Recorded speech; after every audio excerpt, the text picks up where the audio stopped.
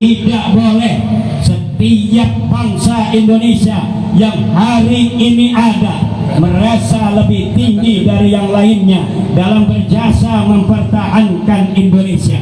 Apalagi yang dia tidak punya jasa lalu memanipulasi sejarah seakan mereka lah yang punya jasa.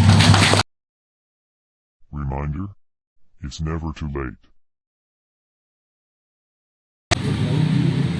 Saya kira acara malam hari ini nggak jadi dilaksanakan.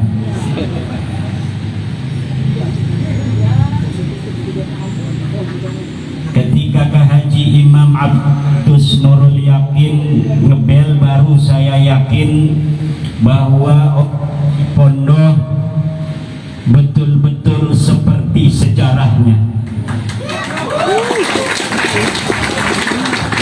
Kalau acara malam hari ini tidak jadi, maka masyarakat Cipondoh tidak seperti sejarahnya di masa lalu. Ini kenapa? Apakah ini sabotase? Dia rebut mic, nggak berani, kabel ambil. Satu lagi mana? Kabar.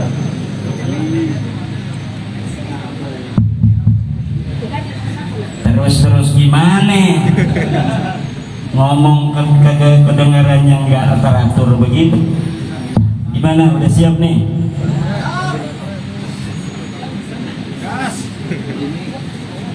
Siapa kita? Siapa kita? Siapa kita? NKRI, Pancasila, Nusantara, Salon. Lanjutkan. Sudah nih. Apa sejarah orang Cipondoh? Sejarah yang penuh perjuangan, kepahlawanan, dan pantang menyerah. Ini saudara, Cipondoh ini bukan sembarangan direbut dengan darah. 1654 masih dalam cengkraman Kompeni Belanda. Kesultanan Banten ingin Cipondoh, Pinang, Sudimara, Kunciran direbut oleh Kesultanan Banten. Maka Sultan memerintahkan Arya Wangsakara memimpin pasukan menyatakan perang dengan Kompeni Belanda di Batavia agar rebut Cipondoh dari Kompeni Belanda. Banser jangan diam aja.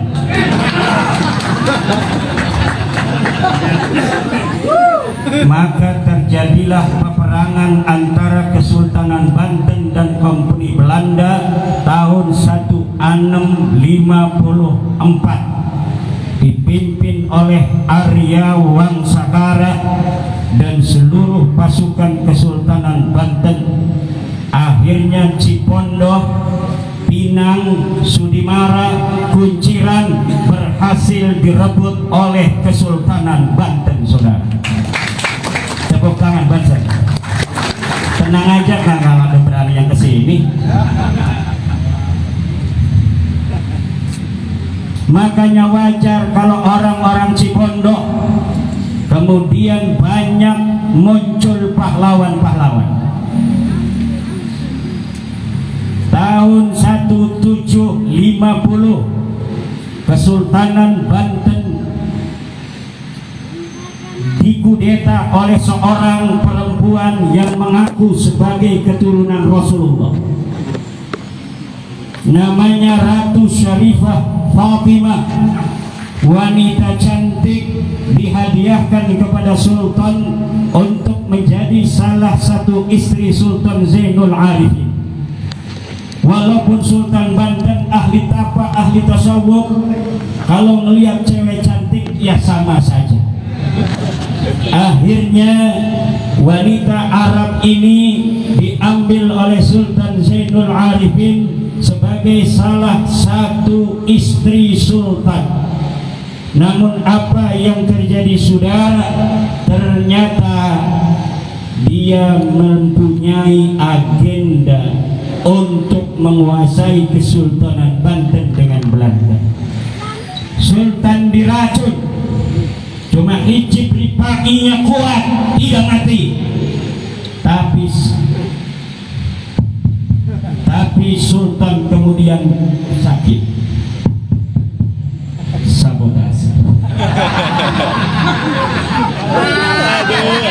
Sultan sakit, kekuasaan Banten dikuasai. Siapa yang marah? Orang Cipondo. Siapa namanya? Kiai Tapa.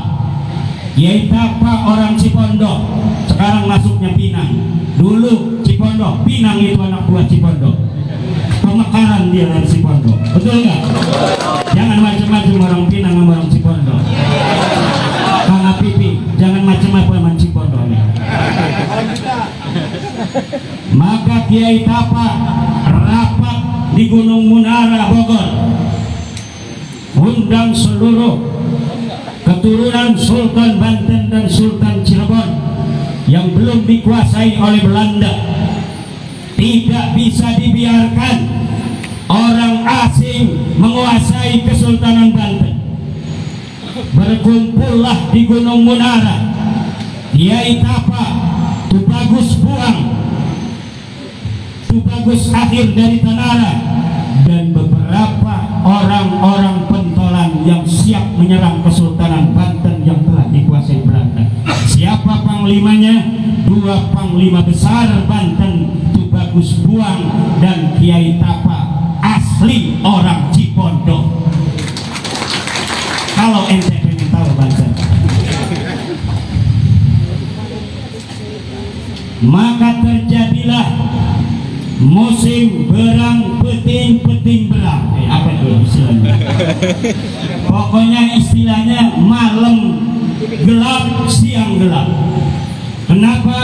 Karena Belanda membuat peraturan seluruh Batavia yang dikuasainya, juga Tangerang, tidak boleh ada orang yang keluar dari rumah membantu perjuangan Kiai Tapa dan Tubagus Buang. Karawaci diobrak-abrik oleh Belanda. Kenapa? Karena ada santri Karawaci yang bernama Edor Dilaga yang ikut dalam pemberontakan melawan Ratu Syarifah Fatimah dan Belanda. Siapa pengasuhnya di Karawacai itu? Pengasuhnya adalah Raden Sera, asli orang Tangerang. Diajari ilmu agama, diajari ilmu pencak, diajari ilmu kanuragan. Maka santri-santri menjelma bukan hanya sebagai orang yang faqih dalam agama, tetapi orang yang siap berjuang mempertahankan bangsa dan negara. Akhirnya perjuangan Kiai Tapa dan Tubagus Buang berhasil. Ada nggak yang ada kabelnya?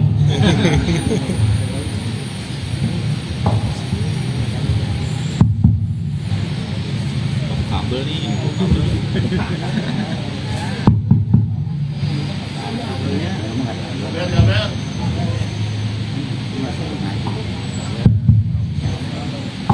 Akhirnya pasukan Kiai Tapa dan pasukan Tubagus Buang dapat menekan Belanda, dan akhirnya Syarifah Fatimah dan seluruh begundal-begundalnya diusir dari bumi Banten ini.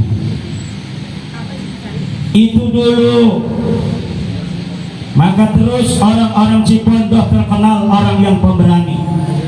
Digondrong, ada mat hitam, rambutnya gondrong. Tadi saya lihat dia hadir di sini. Ada duduk dekat saya. Si gondrong dari gondrong. Bukan macam-macam orang gondrong. Emang jawara-jawara teri tidak, saudara. Sejarah membuktikan Kesultanan Banten yang begitu besar tidak bisa dipisahkan dari perjuangan orang-orang Cipondo. Dan ini yang harus diketahui oleh anak-anak muda Cipondo. Jangan cuma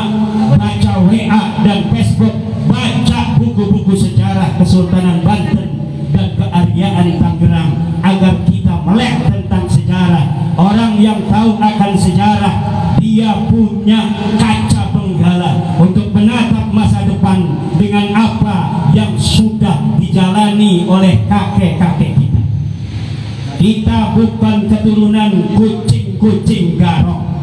Kita adalah keturunan leluhur-leluhur kita, orang Cipondo, orang Tangerang, orang Banten, yang bukan hanya bisa teriak-teriak di atas mobil komando, tapi kita terjun di lapangan, di medan perang, hanya untuk Cipondo saja ratusan nyawa melayang.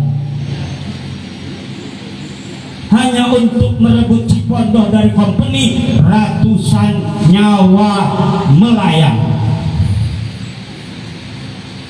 Tahun 1682, Raden Yudanegara dan Raden Raksanegara, putra daripada Arya Wangsakara, pendiri Tangerang, melawan company Belanda yang telah mengadu domba Kesultanan Banten.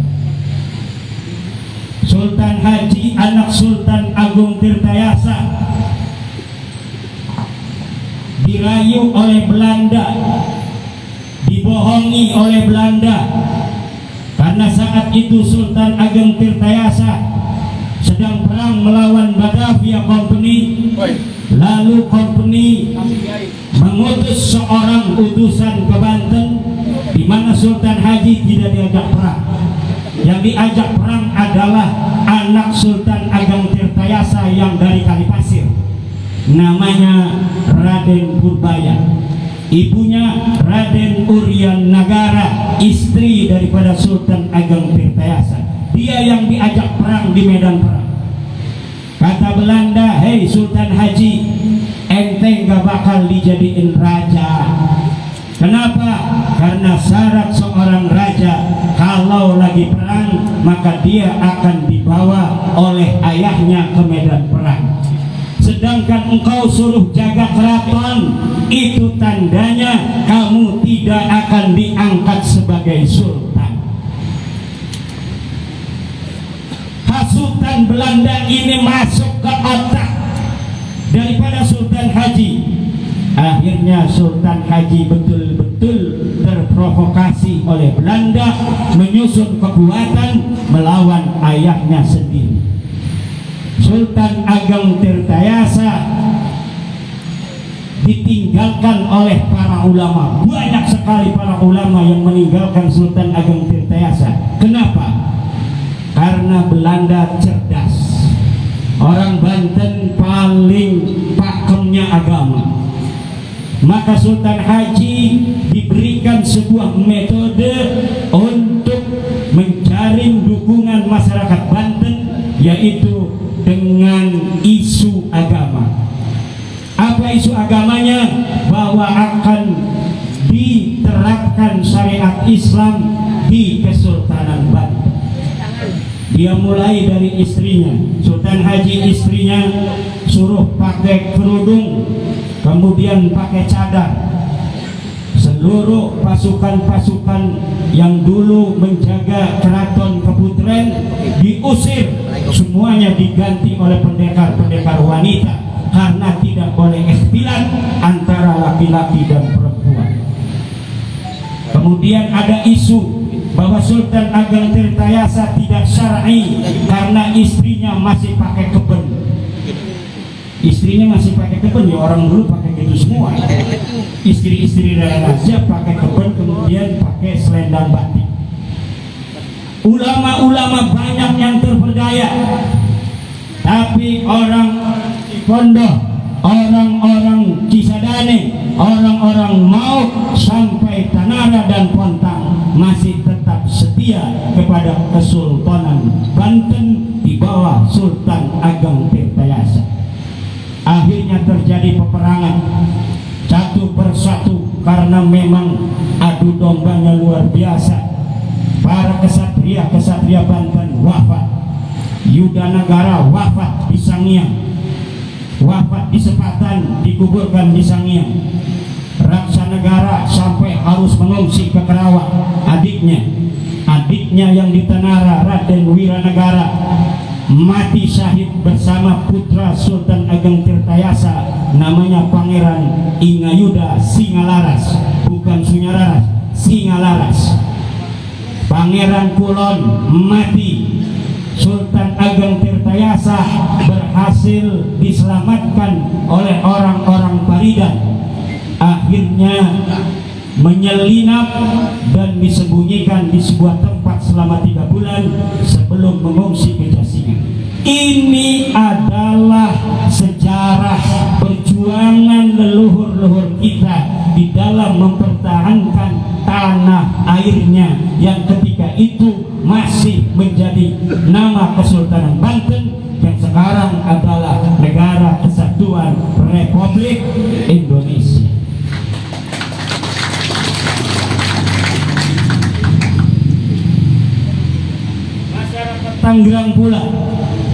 Masyarakat Tangerang pula pada zaman pra kemerdekaan sampai masa mempertahankan kemerdekaan terus berjuang mempertahankan tanah ini. Terjadilah peperangan Lengkong, 1000 mayat bergelimpangan di tanah Tangerang ini, saudara. Inilah yang harus kita ingat dan kita jaga, dijadikan barometer terhadap setiap langkah-langkah kita di dalam berbangsa dan bernegara. Indonesia ini direbut bukan hanya dengan diplomasi, tetapi Indonesia direbut dengan darah dan air mata. Indonesia ini direbut dengan semangat berjuang sampai titik darah yang penghabisan leluhur-leluhur kita. Tidak boleh setiap bangsa Indonesia yang hari ini ada merasa lebih tinggi dari yang lainnya dalam berjasa mempertahankan Indonesia. Apalagi yang dia tidak punya jasa lalu memanipulasi sejarah seakan mereka lah yang punya jasa. Hancurkan seperti Mongolia. Masa damai ini kita nyantai-nyantai saja. Dengerin ceramah sambil merokok boleh. Gak usah kita ngajak-ngajak perang orang. Masa damai kok ngajak perang? Itu penakut. Pemberani yang sesungguhnya adalah ketika dia masa perang, dia megang golok, ada di depan. Bukan masa damai, dia teriak-teriak ngajak perang sama siapa? Kagak ada yang mau ladenin. Karena tahu nggak ada yang mau ladenin, dia ngomong perang, siap perang, siap perang. Ya nggak ada yang perang. Hada min alamatil jubni. Kalau pemberani itu adanya dia berada di depan dalam masa-masa penuh kegentingan yang ketika itu hanya ada kemuliaan mati syahid dan kemuliaan kemerdekaan. Disitulah pahlawan yang sesungguhnya. Lihat,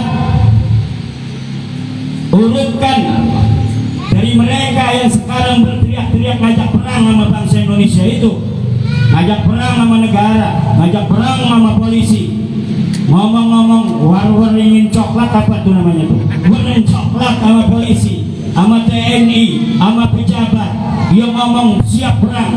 Lihat leluhurnya, ketika Indonesia bergolak, leluhurnya ada di mana? Ketika terjadi perang Surabaya, leluhurnya ada di medan perangkah atau ada di bawah kolong meja. Itu ukuran keberanian. Gak usah jauh-jauh, urut saja dari orang tuamu berapa orang yang ada di medan perang, baik dia menang atau dia mati. Dari situlah terukur seberapa dia punya keberanian. Sekarang boleh kita tanduk, tawadu, berakhlak, mengalah. Masanya masa damai, betul nggak? Kalau masa perang kagak boleh, saudara. Masa perang yang ada adalah kehormatan, mati syahid atau kemuliaan kemerdekaan. Itu saja. Malam hari ini malam halal bihalal. Apa artinya halal bihalal? Ya. Nahuh tuma halal tahu wa fi jazmin wa shibhi jazmin takhzirul kufi. Silaturahmi. Halal bihalal itu silatur man sarrahu ayyumaddalahu fi rizqihi ayyumaddalahu fi umrihi wa yuwassa'alahu fi rizqihi wa yudfa'a anhu mitata su'i falyandah wal yasir rahimah. Siapa orang yang mau umurnya panjang, siapa orang yang mau rizkinya banyak, siapa orang yang gak mau mati jelek, dua syaratnya, fal yattaqillah, takwa kepada Allah, wal yashir rahimah, dan hendaklah banyak silaturahmi. Ini silaturahmi. Takwanya kita sholat sendirian, malam-malam nangis.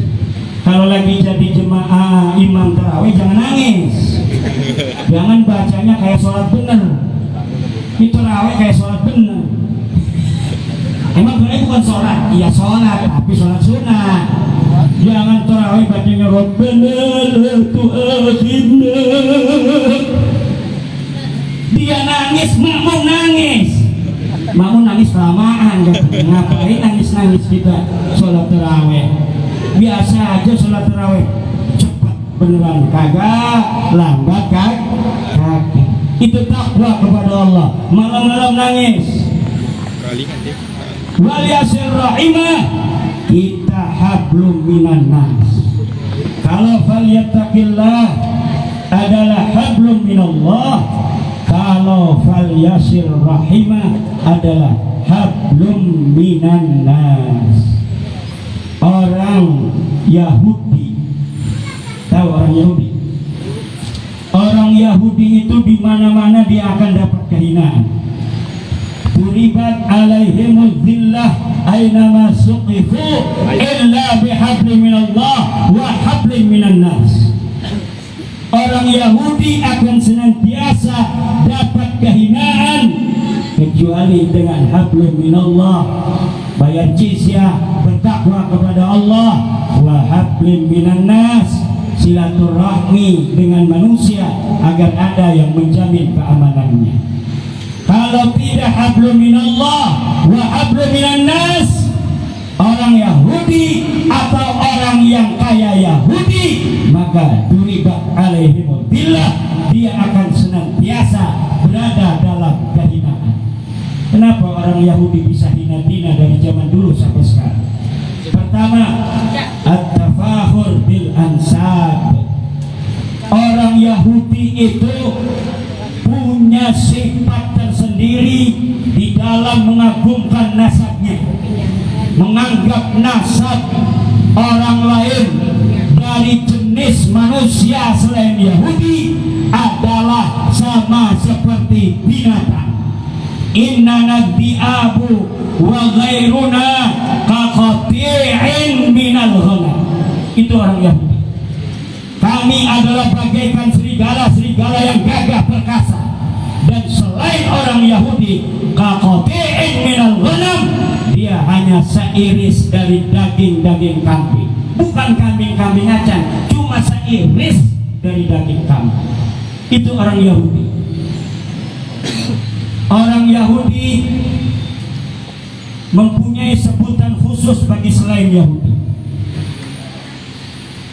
Orang-orang yang tafahur bil ansab akan senantiasa mempunyai panggilan khusus untuk dirinya dan panggilan khusus untuk orang lain.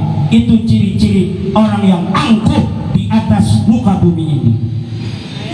Orang-orang Yahudi memanggil orang selain Yahudi dengan sebutan ummi. Apa sebutannya? Nabi Muhammad itu Nabiul Ummi, Nabi yang bukan Yahudi. Itu mimbabi tajawuz. Mimbabi tajawuz Allah mengatakan Nabiul Ummi karena orang Yahudi menyebut Nabi Muhammad sebagai Ummi, artinya bukan Yahudi. Jadi kalau orang Yahudi ngomong, itu orang Ummi, maksudnya itu bukan orang mulia.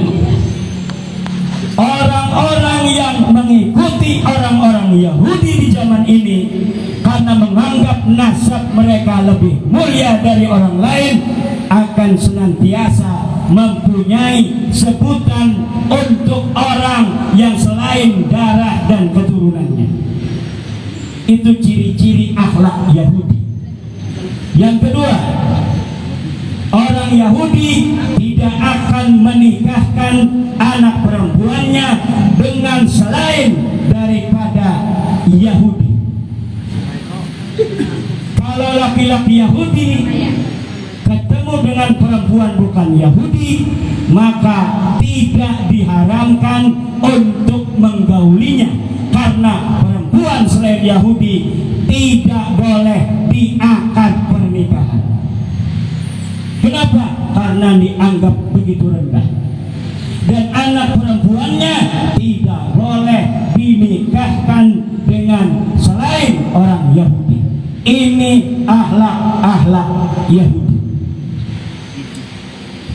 Orang Yahudi juga min akhlaqihim laknatullah alaihim yuharrifuna al-kalima an mawadhi'ihi, merubah-rubah sejarah, merubah-rubah nasab, malsu-malsuin nasabnya supaya menjadi nasab paling mulia, merubah sejarah sebuah bangsa agar dia yang mendapat keuntungan dari perubahan sejarah itu. Bikin-bikin makam palsu agar apa? Agar moyangnya diagung-agungkan orang, dibikin cerita-cerita kehebatan moyangnya yang dulu waktu hidupnya tidak punya prestasi apa-apa. Agar apa? Agar orang-orang yang ada di suatu bangsa di mana dia berada tertipu oleh sejarahnya dan mengagungkan keturunan-keturunan makam palsu yang dibesar-besarkan itu. Dan ini tidak boleh terjadi di tanggal ini.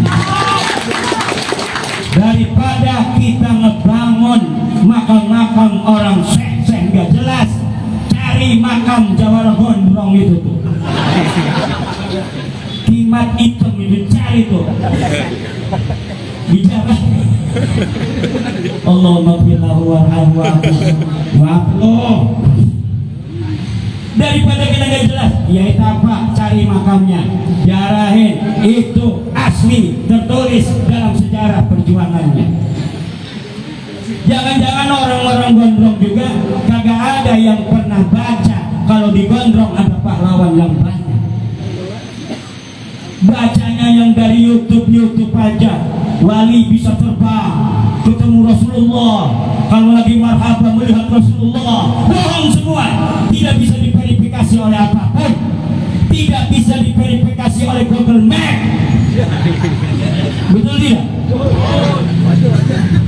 Dari sini dia bermain di ruang-ruang yang tidak bisa diverifikasi, sudah. Ruang-ruang yang tidak bisa diverifikasi, di situ dia bermain untuk menipu umat.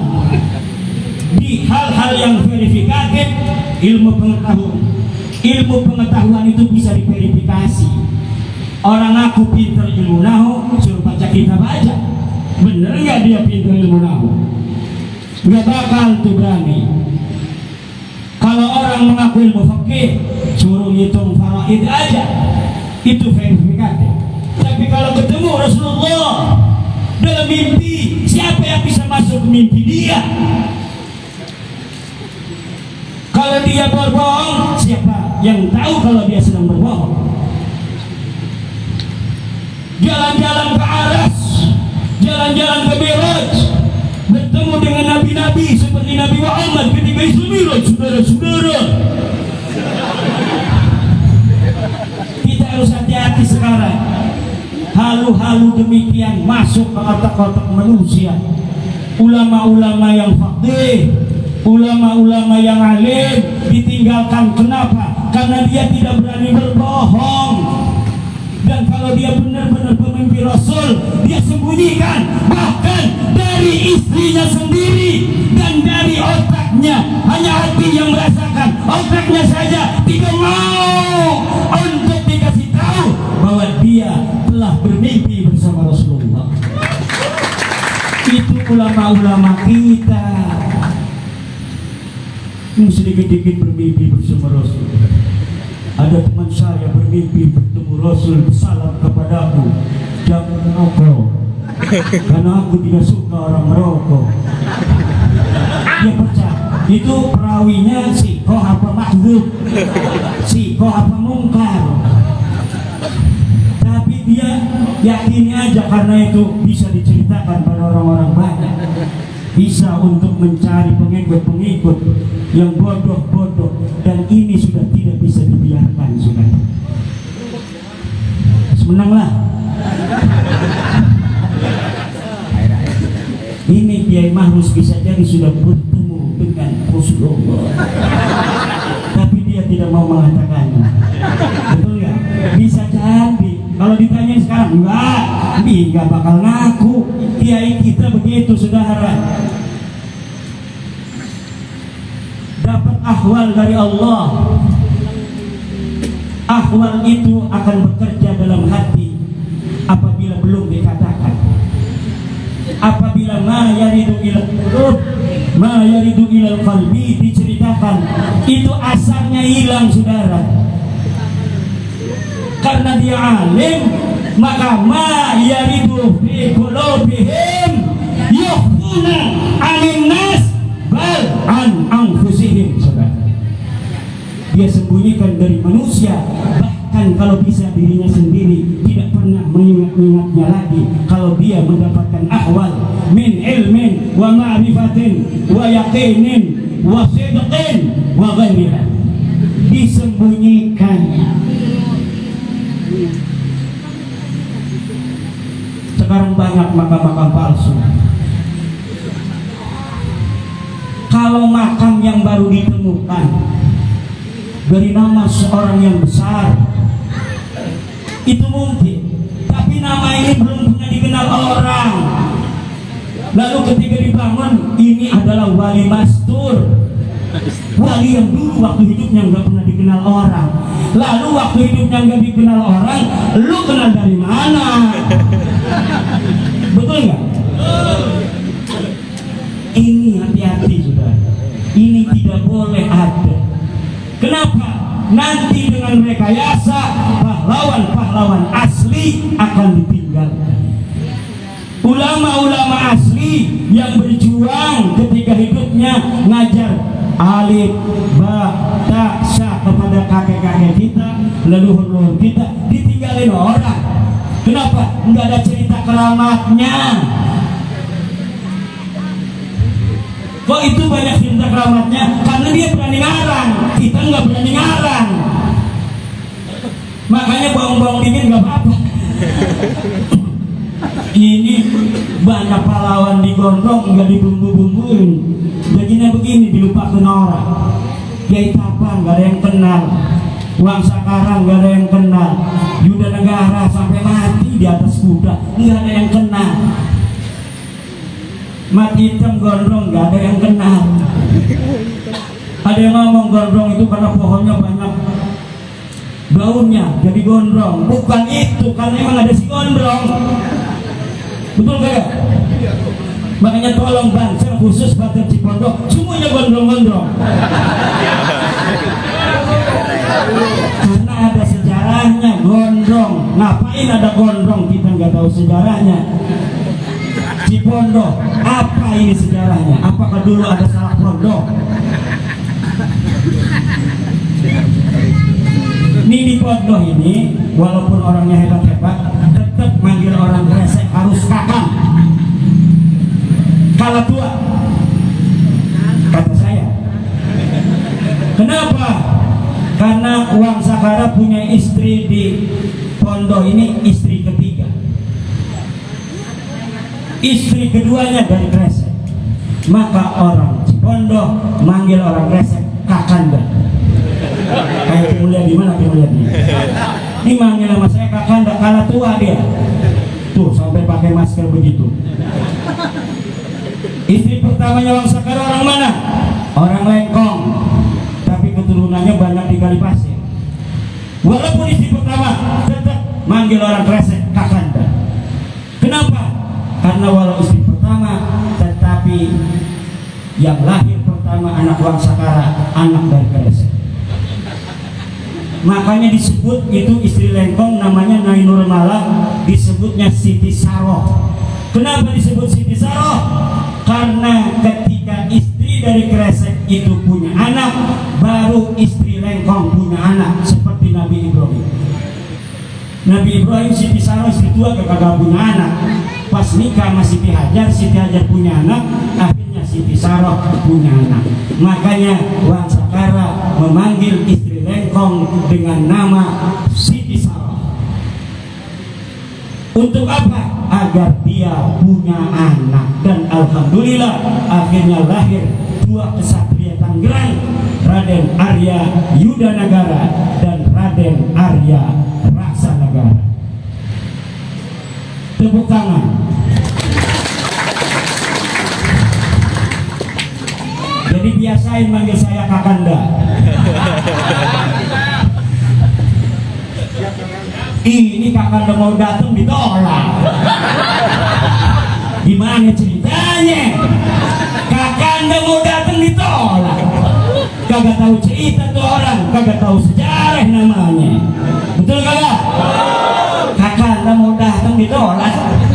Kagak boleh ceramah di sini katanya pemecah belah umat. Allahu Akbar.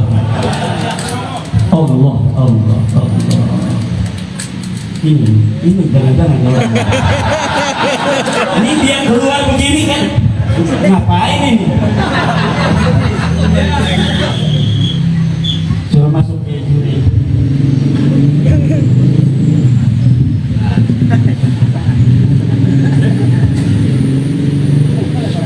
Kirain mata-mata. Ini pas lagi ngomong-ngomong begini dia keluar kan? Iya. Ini orang nih. Ini ciri-ciri Yahudi. Ciri-ciri Yahudi adalah tidak menikahkan anak perempuannya dengan selain golongannya, dan kalau dia bertemu perempuan lain selain Yahudi maka boleh berzina. Kenapa? Selain Yahudi tidak pantas diakad nikah. Ini ajaran Yahudi. Waalaikumsalam. Adda'i ilallah Yezuriyakum.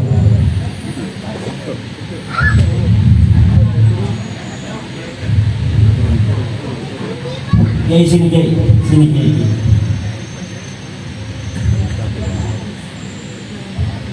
Set.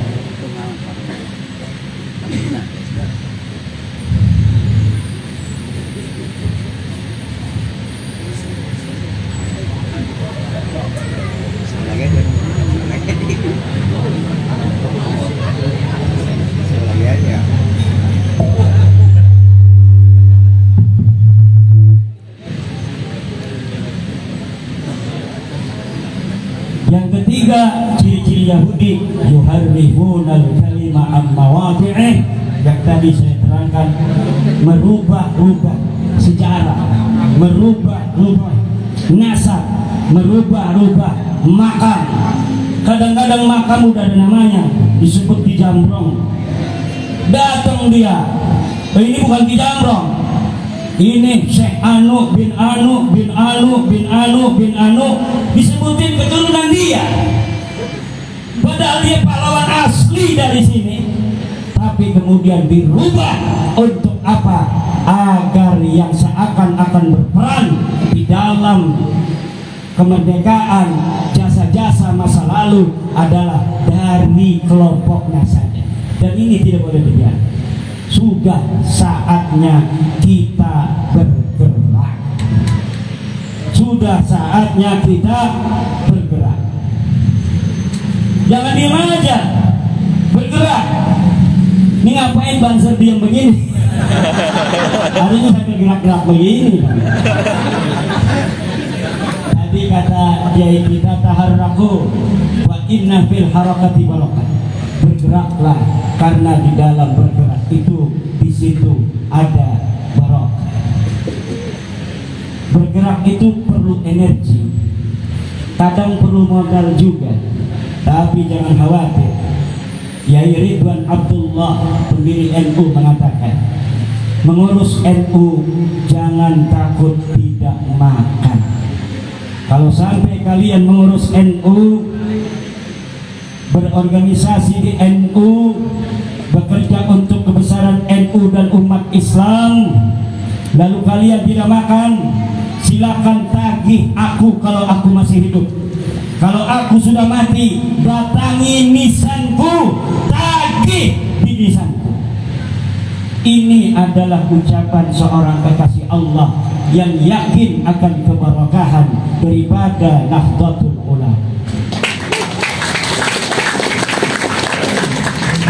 Kata Mbah Hasyim Asy'ari, siapa yang ngurus NU, dia akan aku anggap sebagai santriku. Dan siapa yang aku anggap sebagai santriku, maka dia dan keluarganya aku akan doakan husnul khatimah.